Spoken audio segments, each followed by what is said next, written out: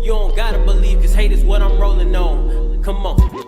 I love the life I live. Being scared won't hold me back. I gotta fight my fears. My creative juices flowing, can't be like my peers. Cause the bullshit. What is up, everyone? It's DJ Garcia, Raymond Garcia. Finally, Metallica Hardwired to Self-Destruct. There's a reason why I waited a long time. Not really a long time, but it's not really bad. I waited because you have to listen to the album so many times, multiple times.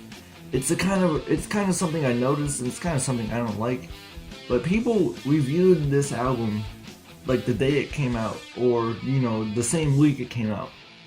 Don't want to do that. Want to know why? Because time changes everything. You listen to it and your opinion changes. I think I'm at that point now because I've listened to it maybe so many times, the entire thing. I think now I'm on my final opinion of this album. You have to reach that point and then I think review it. Some people reviewed it like the day it came out. I already saw reviews on YouTube and I was like, listen to it more. Some people listen to an album one time and they think it's the greatest because it's new music, right? I listened to maybe every song when they released them, all those videos when Metallica released the songs the day before the album came out. I loved the whole entire thing. Now, there are some I love more. There are some I don't really like as much as I used to. There's some songs that I hated but now I love. Some songs I love but now I don't like it. So that's why my review is coming late, because now I have my actual true opinion on the album. So what I'm going to do is actually review each song really quick. Let me just start off by saying the basics. I do love this album. I love it. I mean, it's pretty close to my favorite. I mean, I'm still listening to it. Like I said, I got to that point where I had my final opinion on it, but I'm still listening to it. It's been over a month. Disc 1 is probably my favorite. I would pick Disc 1 over Disc 2. The album cover I think is amazing, which I'll explain at the end of this video of why. Let me just say I do like every song, but there are some that are at the bottom of the list of my favorites of the album. There are some songs I listen to more, but I do love every song, no doubt. Let me just tell you that. I do like every song on this record, and there are just some that are, my least favorites, and there are some that are just my all-time favorites of this album. So we are going to start on disc 1. Of course, obviously Hardwired, the very first solo single to come out when it was announced. I think it's a great opening track to put first out of the entire thing. It's simple because there's only like 4 or 5 riffs in here that are very, I guess, simple, not too complicated, but it's very fast. And the solo I think is very short, which I think is perfect. It's a good length, and it's like 3 minutes. It's like the shortest Metallica song ever. 3 minutes 9 seconds. I think it's a great opening track. Atlas Rise, my favorite. It's still my favorite. There's no flaws in it, I don't think. My favorite single that they released. I love it better than Hardwired and Ma. The chorus on it is so un-Metallica-like. The chorus is just something you wouldn't think come from Metallica, but it did come from Metallica. It was made from Metallica. And then the entire middle section of Atlas Rise, like the bridge, what was it, like 3 minutes or something? It's an amazing 3-minute middle section, and then the solo is great, and it's just, I love that entire middle part. The middle part is what makes the song for me. Now That We're Dead, classic. It's just a chugger of a song, man. It's just, man, it's great. Great solo in it. I really love it. The chorus is very catchy. I'm starting to learn the lyrics to it now. Just listen to it over and over. I'm starting to memorize them. And then you got that part of a build-up, right? Like after the solo, you get this build-up, and it's one of the coolest things. And then it goes right into the third chorus. Moth in the Flame. Here's something I can tell you guys. A lot of people love this song a lot. I like it, just not as much as other people. I think it's an okay song. The riffs of Moth are pretty good. I noticed the lyrics, and I noticed what James was trying to say. It was the first time I've ever, knew what the lyrics were trying to say. If you listen to them, if you guys can't tell, you can just look them up and see what the lyrics mean. It's pretty meaningful lyrics. And the solo is pretty good too. I like the solo, but it's not the best, is what I'm saying. I'm just saying it's not the best, it's not the worst, it's in the middle of everything, but I do like it. Like I said, I like every song on here. There are some that are just better than others. Dream No More, man, I love this song. Want to know why? Because it's so simple, right? If you listen to everything, all the riffs in it, it's so simple, but it's really heavy to me. It's one of the heavier songs on the album. There's some elements of Sad But True in there. I swear to God, there is. It's elements of the Black Album in this song. And you want to know something I noticed? When they were making this song and had the working title, I think it was called 91. So the very first title for the song was 91. And I think that's a reference to the Black Album, because the Black Album was released in 1991. And then of course, and then there's an awesome build up in here. Just like Now That We're Dead, like, you know, after the solo happens, there's this awesome build up and the harmonizing. Let me just tell you, not only for this song, the harmonizing for the entire album, when they have it, God, they're just so good at harmonizing with things. Instead of harmonizing and Dream No More, you got this build up and then it goes into the chorus. Man, I love that build up right there. Halo on Fire, the last song on disc 1. I think it's a great length. Like, you know, it's 8 minutes. It's actually the longest song on the record, but it doesn't even feel like it. Like, it goes by quick, and I think it works. The thing that makes this song is the outro, which I think we all love about Halo on Fire. It's an amazing outro. The solo, I love the solo, and the chorus. The chorus, I think, is one of my favorites.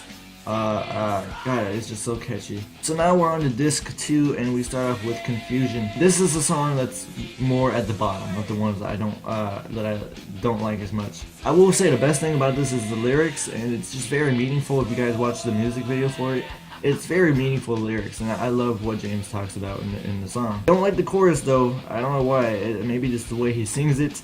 Maybe it's the way it's just put together with the riffs. I don't like the chorus. I don't like the solo. I listened to it before I made this video just to make sure, and then I was like, yeah, I don't really like it. And it drags on. And let me just say something. I was just talking about Halo on Fire. Halo on Fire is 8 minutes, and it works. And it goes by really quick. When I listen to Confusion, which is 6 minutes and 40 seconds, it just seems to be too long. It just drags on for some reason. I'm like, I want this to be over already. Man Unkind is the next one, and let me just tell you something. This is why you should wait to review an album, because I used to love the song a lot. It used to be one of my favorites when it first came out, and I was listening to it maybe all the time. I had it on repeat at once. Now, I don't like it as much, because time went on, and I got bored with it. Like, I kind of like the chorus, and I kind of don't. I don't know why, it's just like that. Also, probably the best thing about the song is the bass, because there's this middle part, right? If you get to the middle part, you start to hear that bass, and I'm like, that's probably the best thing about the song. It's probably the best part you can hear on the entire album, where you can hear the bass. But like Confusion, it's a little too long. It kind of drags on for me, and it's just like, I want this song to be over. Here Comes Revenge, probably one of my favorites now, back to the top of the list. God, the intro is just great, and there's it sounds scary to me. Like, when I first listened to it, it sounds scary. It's probably like guitar sounding at the beginning, and of course it comes in at the end too. It just sounds scary. The intro is nice. I love how it starts off, and then you get to the slow verse. Like, when you get to the verse part, it slows down massively, but it's such a nice transition from like really fast to slow. And then you get to the solo, and the solo to me is like one of the best ones. It's crazy. That's the word that comes to mind. Crazy. Only flaw I think I have with this is part of the lyrics, especially the chorus, because if you guys know, he says revenge maybe 127 times. He says revenge so many times, and it's just kind of repetitive when he says that word. He says it so much, and I think that's the only flaw. I was just like, I get it. Revenge. I get it. It's about revenge. Now we come to Am I Savage, and again, I will tell you guys, again, this is why I waited to review, because time changes everything. Didn't like Am I Savage when I first listened to it. Then one day, maybe 2 weeks ago, I put it on again, and I just loved it for some reason. Every time I listen to the song now, my head starts to headbang a little bit, and I'm like, this is great. I think it's probably my favorite chorus. My favorite chorus is probably on here. And then the middle section is good too. It's kind of like Alice Rise. It's not similar, but I'm like, you know, Alice Rise has a great middle part, and this song has a great bridge. Now we come to Murder One, and Murder One is of course, a tribute song. Don't like it though. I don't really like it. I actually never did like the song when I first listened to it. Didn't really like it as much, and I still don't like it as much. When you get to the main kind of riff before the first verse, I kind of like it's an okay riff. I think the best part about the song is the solo, but everything else, it just doesn't work for me. I just don't know why. It's the lyrics, maybe it's the way James sings. You know, again, his vocals are good, but sometimes the way he sings could be just not right. So now we are on the last song, Spit Out the Bone, which you guys are probably all waiting for. It's so complex. Like, it's almost like Hardwired, but it's just longer. It's 7 minutes. It starts off with the drums just really fast and just chugging in it. It's just so heavy. Oh my god, I'm just thinking about it now. There's so many different sections to the song. Like, you got the intro, and then you got this weird thing with the drums, and then you got the main part. And then you get to this whole entire middle section. This is, oh my god, bro. I'm just thinking about it. I remember the first time I was listening to it, I was just freaking out. And it gets so heavy at one point. You just get to this riff in the middle part and it gets so heavy. And then you got this build up. It's a build up with the drums. And then it doesn't even go into a chorus. It goes into a fucking solo. There's like three solos on this song and they're all amazing. Especially the last one. And then from that solo, you get one more chorus and God, it's just so great. Also the lyrics. If you guys listen to the lyrics and if you guys know what the song means, with the lyrics, the meaning behind it, it's actually pretty interesting what the song means. It's hard hitting, it's just so intense in your face, like I said, like Hardwired, you know. Also, like I said, I wanted to talk about this album cover. I do have to say first, this album is a combination, I think, of a lot of different Metallica elements into one. There's some Black Album stuff. I do hear some kind of older stuff in there with Spit Out the Bone.